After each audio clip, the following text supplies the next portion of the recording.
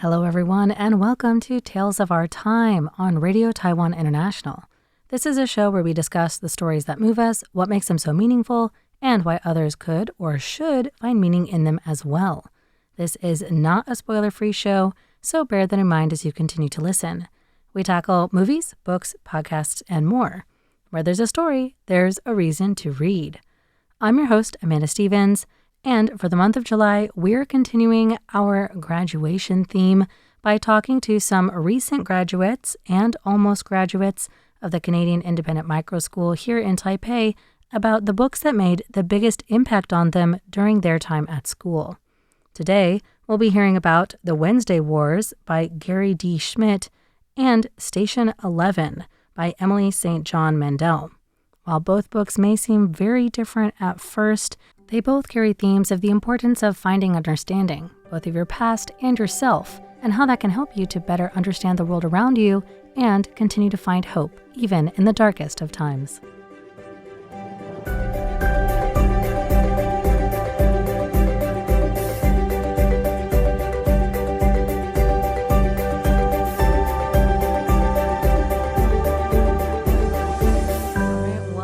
Radio Taiwan International, so happy to have you here. Can you please introduce yourself? Yes. My name is Youcheng Lan. I am currently in the 12th grade, and in the fall, I will be attending Davidson College abroad. Wow. In the States. Thank you. In my free time, I enjoy playing the clarinet and going cycling. Do you cycle around Taiwan a lot, or just around the city? I do. I actually have been on cycling trips around Taiwan, circling Taiwan for 2 times. And just this March, I completed this challenge riding from Taipei to Kaohsiung. I was just going to ask you if you have cycled around Taiwan. I've been told many times that this is one of the 5 things you have to do to be Taiwanese. Would you recommend people to try cycling around Taiwan? I think I would. Taiwan, I found, is a really cyclist-friendly country. Even in some more rural areas of Taiwan, you see designated cycling paths or routes or instructions every other mile or something. So it's really easy to navigate. Sometimes I feel like the more rural areas are almost more cyclist friendly than the big cities. Yeah. But we're not here to talk about cycling. So what book have you brought for us to talk about today? Today, I'll be talking about The Wednesday Wars by Gary D. Schmidt. Is there anything else that you think we should know about the book? Not that I know of. So then, would you mind giving us a summary of what happens in The Wednesday Wars? Yeah, so it centers around the protagonist, a 7th grade boy called Holing Hood, and it takes place in 1967 to 1968 school year, during the height of Vietnam War, actually. However, he's kind of naive, and it centers around his school year, as he starts off believing that his teacher, Mrs. Baker, hates him. Oh. And every Wednesday afternoon, Holing actually has to stay with Miss Baker for a session as his classmates go out for religious instructions, because he's the only Presbyterian in the class. And let me ask real quick. You said this takes place during the Vietnam War. Are they in Vietnam? No, they're in the United States. Yeah. So, okay, in the United States, he has to stay after class, just him. Yeah, just him and his teacher. And at first, he dreads those afternoons. Yeah. However, soon, instead of just giving him extra work, Miss Baker actually starts reading Shakespeare with him. And he begins to study works like Merchant of Venice and Romeo of Juliet. And he's beginning to explore the themes of like courage and growing up, because throughout the year he faces many challenges, and one of them is his really demanding and sort of conservative father. He cares more about his architect business rather than his children's feelings, and he's also dealing with some bullies at school, as well as kind of worrying about his older sister, who is a stark contrast with his father. And his older sister is really against the Vietnam War and was out protesting often for peace and ending the war, whereas the father supports the war and thinks that America should, we got to go in there and fix it. Exactly. Holing is kind of caught in between. Yeah. And through the Shakespeare plays that he studies with Miss Baker, he kind of grows to understand what it means to be brave and stand up for the people you care about. Mhm. Because not only does he study these plays, he actually begins to get into acting, and he starts acting the plays that he's learning about. And at the end of the day, it's basically a story about, from misunderstanding to trusting your mentor and creating a closer relationship with your teacher. But it's also really interesting to see how the story, especially during such a turbulent time in history, but it's through the lenses of a 7th grader. Yeah. Who's you don't really have any power to participate in the movement around you. Yeah, nor does he fully understand the gravity of what exactly is going on. So it's really kind of refreshing, I guess, to read about this time period through such a perspective. Yeah, that's a really good point, because even in my generation, it's a little bit hazy what happened during the Vietnam War, and you may not learn about it during your regular history class because they tend to focus on like classic history over modern history. So things like this that really help you explore like, why were people so upset during that time, even beyond like what protests were about, but to explore what would it have been like during a very, as you said, turbulent time and a really divided period of time. I'm sure that it was really difficult for a lot of people who maybe don't have access to that information for whatever reason to sort of figure out how they were feeling during all of that. So then what made this book so meaningful to you? I think it's as a kid, reading it in 7th or 8th grade. So about the same as the protagonist. Yeah, about the same. And it just made me realize how vastly different our lives were. A lot of the things he goes through, trying to create better relationship with his friends, struggling with his teachers, is something that everyone relates to. Everyone has been through that period of life, time as a student. But it's the background of him that is so interesting, so different to us, that we don't really understand, or we can't fully empathize with a lot of the people during this time. It's the Vietnam War is it's known for being the first broadcasted war in history, and there's also tensions of the Cold War. It's just so much things that we cannot understand or feel their fear during that time. So it's just really interesting to see how someone who I can empathize with on a personal level deal with such things in life. So that's really what stood out to me. Yeah, and that's a really good point. It's really easy to forget that we are constantly being given more and more access to things that happen in places during war. Even today, like the amount of things that we can see on our phones that we can carry around with us all the time, and the amount of access we have to it is unprecedented. Like, people have never had such access to it. But the Vietnam War, as you said, was the first time that people got to see like live broadcast images of all of this stuff. And it was all really upsetting. And so it's hard to put ourselves back in a place where maybe that level of access to information was new and not expected, especially from like that young perspective. Exactly. Unfortunately, we're almost out of time. But before we go, I would like to ask you if you could give the Wednesday Wars a one-phrase subtitle of your own, what would that be? I think it's have to be finding yourself through your own means.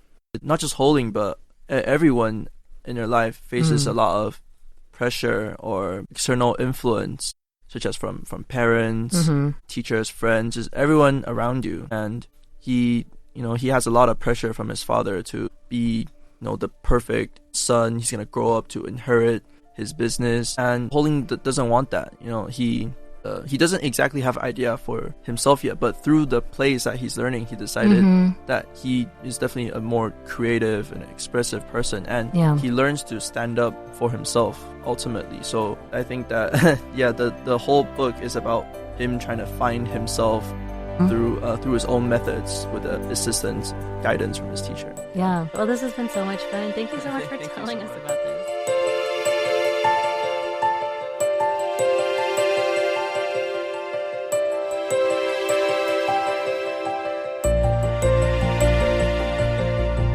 Welcome to Radio Taiwan International. Thank you so much for coming. It's really exciting to have you here. Before we get into your book, can you please introduce yourself? Hello, My name is Andrew Lin. I am in grade 12 and I like to watch movies, TV shows, or read books in my free time. Today I'm going to be talking about Station 11 by Emily St. John Mandel. It's a post-apocalyptic fiction novel. This book I read on my own on a flight, all in one sitting. Yeah. How long is it? It's around 200 to 300 pages, not too long. It's more about how one disease apocalypse changes everything in the world. Okay.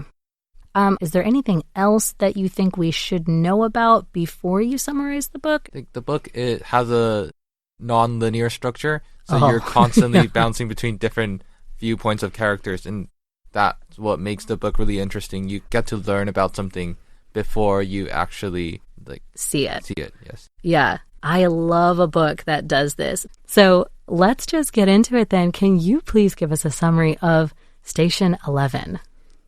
Station 11 starts off at a theater.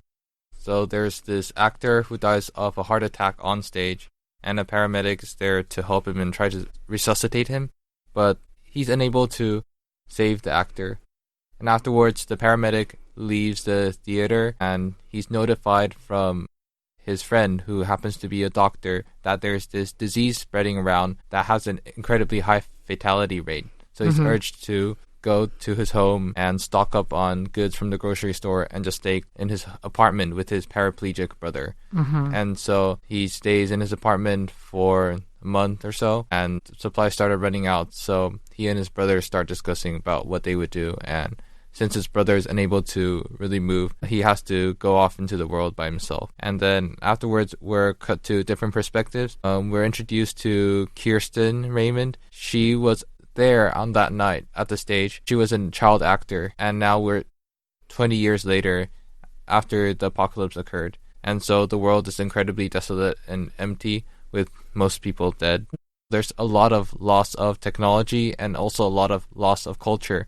And so that's why Kirsten Raymond happens to be traveling with a group called the Symphony, who's trying to bring a revival of culture. And their motto is "Survival is inefficient," from Star Trek. And their goal is to spread music and also spread plays. And so they would act Shakespeare. They tried modern plays before, but Shakespeare is the one that works for the audiences the most. And then we're given more context on the actor who died on stage, Arthur Leander. Arthur Leander, he wasn't a great person.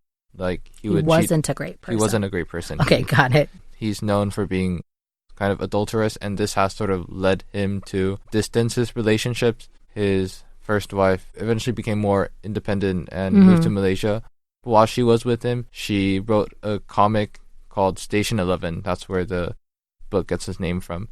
And Arthur's second wife, Elizabeth Colton, he has a son with her, but then after the divorce, she and her son moves to Israel, so he's distant from his son. And Arthur kind of does wish to see his son again. Yeah. And eventually one of the times, his first wife, Miranda, does send Arthur her copies of Station 11, and one of them ends up being given to his son, and the other is given to Kirsten Raymond, because while she was a child actor on stage, Arthur was missing his son, so he was giving Kirsten Raymond his possessions as if she was his son. Yeah. And so 20 years later, Kirsten is absolutely obsessed with finding artifacts related to Arthur, because he's the one connection that she had back to the world before the pandemic. Yeah. And as it turns out, the son also survived. He happened to be on an airplane, but the airplane stopped at an airport that happened to be filled with people that were not yet infected. And when the pandemic passed, his son was kind of disillusioned by all that came to him, and so he started looking towards Station 11 for inspiration of how he should lead the world. And this led him to establish a sort of cult, and he said he had a religious calling to take on multiple wives to repopulate the earth, because he's been too obsessed with the Station 11 comics, and he's become too absorbed in his own world that he starts to believe that he's someone called upon to lead the new world. So he starts giving himself the name the Prophet. So how does the book wrap up? So the Prophet had captured Kirsten, and then afterwards Kirsten was set free. The book wraps up with the son being killed by one of his followers because of their dissatisfaction with his tyranny over the group. And then Kirsten arrived at the airport near like a lake, and then she's shown that there is like a light flashing across the bay, showing like electricity coming back and civilization like starting to be slowly rebuilt. Yeah. And so it sort of symbolized potential return to normalcy for the symphony and other people. Yeah. Sort of like a hope that the future could be better. Yes. Yeah. Well, so I can see why you read this in one sitting, because it sounds like there's a lot going on all the time. So what made this book so meaningful to you? To me, it does feel really relatable. First off, there's the pandemic that just like relates to COVID. But it's not only that, like there's also the fact that there's people becoming disillusioned with what's happening with the world. Like they're feeling unsure what's happening. And I think that also relates a lot to our current world, where although there's not this sort of major upset, there are people becoming disillusioned with these institutions of power and becoming more extremist in their ideas as well. So we see in The Prophet.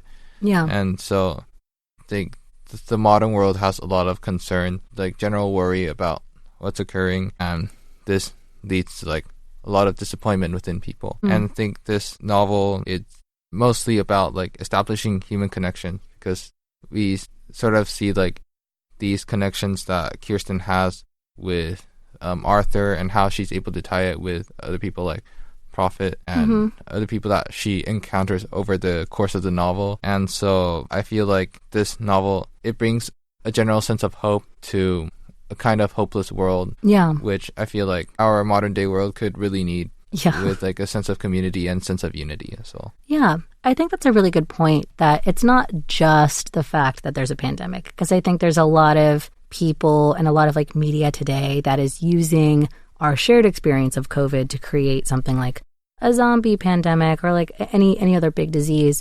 But as you said, sort of tying it to how that affects a society in terms of like your disillusionment or what you're seeking. So Kirsten was working with the symphony to try to aspire to more than just survival.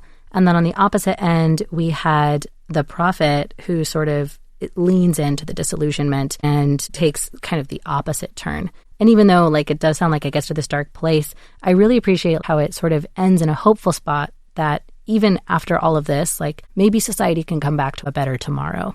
I think it's a really great place to leave a book like this. Unfortunately, we're almost out of time. But if you could give Station 11 a one-phrase subtitle of your own, what would that be? There are a lot of quotes in the novel that I really enjoyed. Like there's survival's inefficient, there's that one. And there's also I repent nothing. This character, Miranda, she's going through life trying to make sure that she lives it without regret. And there's also another quote I love from the novel, which is, hell is the absence of people you long for. Especially since Kirsten and Prophet are constantly searching for meaning and like the people of their past life. Those are all really great. I think I prefer hell is the absence of people you long for, because of how it establishes the connections in the world, how important it is to make sure that everyone sort of has this connection with each other so that we all keep a part of our humanity. Yeah, what a powerful quote. Well, thank you so much, Andrew. This has been really interesting. I really appreciate your take on this.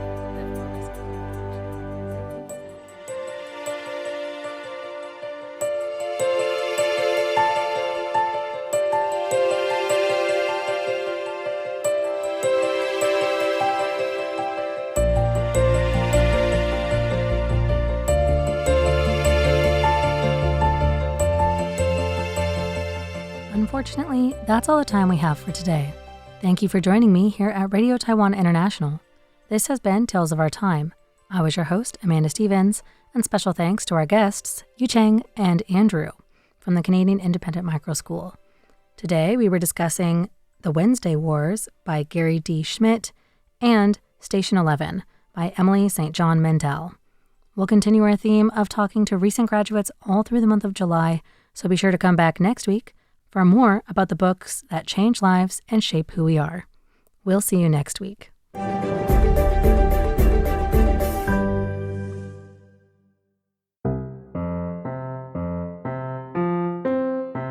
RTI News, programs, pictures, and more. Online at rti.org.tw/en. Check it out.